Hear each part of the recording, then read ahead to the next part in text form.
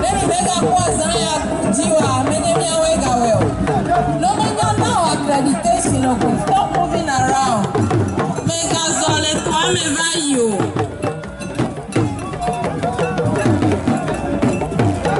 Yeah, the cocoa bear. Let that con one. Yeah, the cocoa bear, Messia, and let over 1 hour.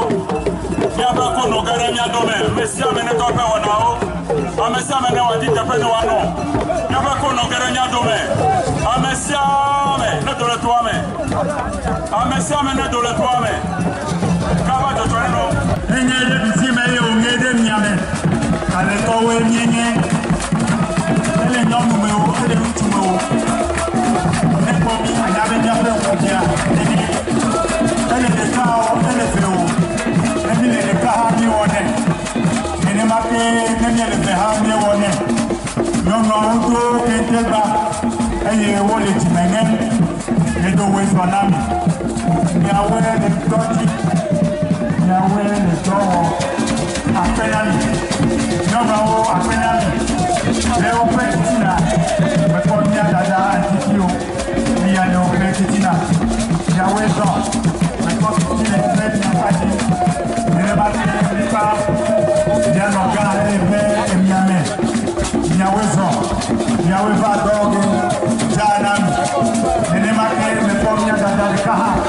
And then the Bemekia. What a dream for many of you. You are way off. For you to clap. Wow,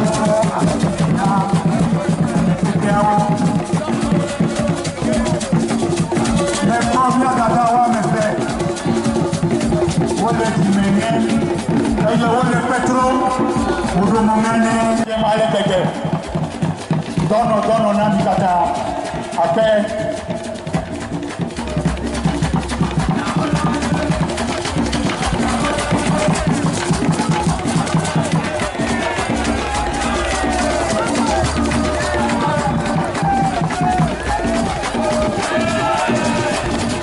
que me ha dado el equipo hoy nadie ahí no te eso ya creo en zona mi hago para Georgia eso ya creo en zona mi hago mi idea aquí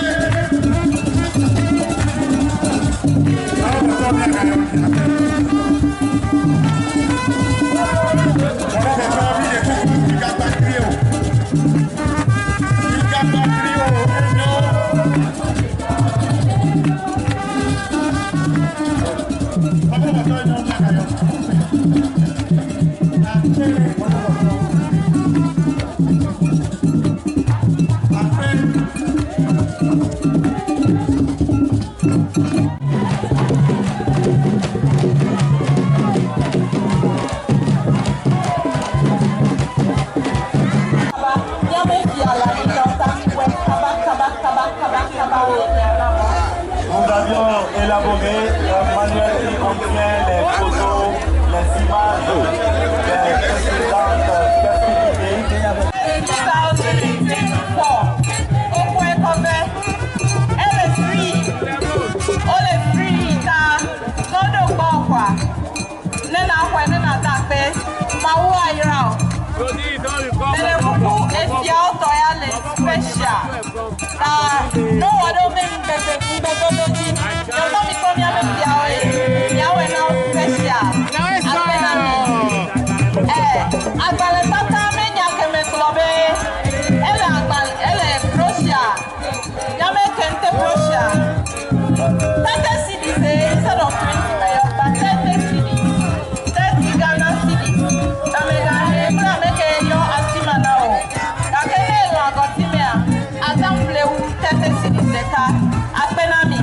Rhapsody of realities.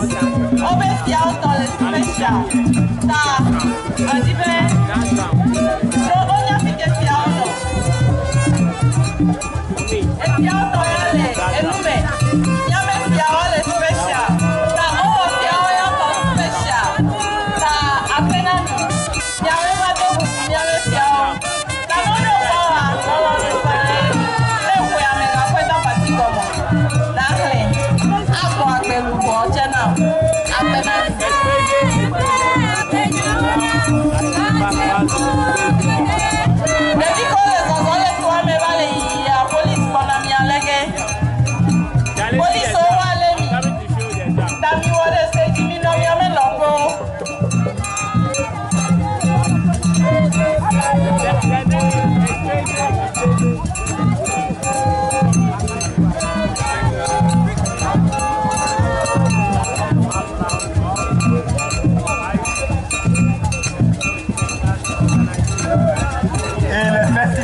Nous avons la présence de nos députés qui nous vient du Togo du côté de Amoukompé, représenté par le maire adjoint. Les festivités se poursuivent, nous souhaitons la bonne bienvenue et avec quelques minutes la démonstration du port des rois qui sont sauvés l'un à l'autre pour pouvoir magnifier leur force, leur solidarité pour aussi contribuer à la festivité. Nous avons aussi la présence du député qui est parmi nous et d'ici plus tard on a mis les travaux.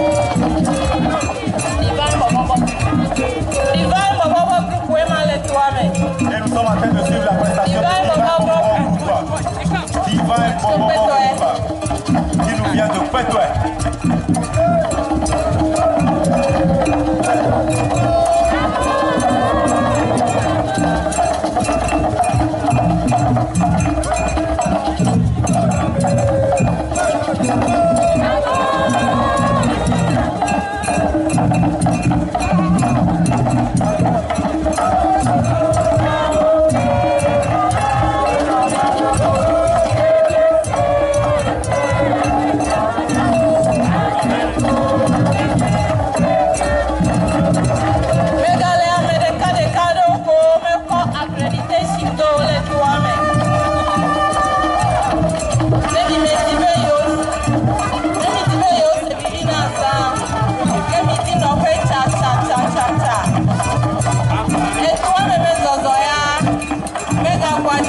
No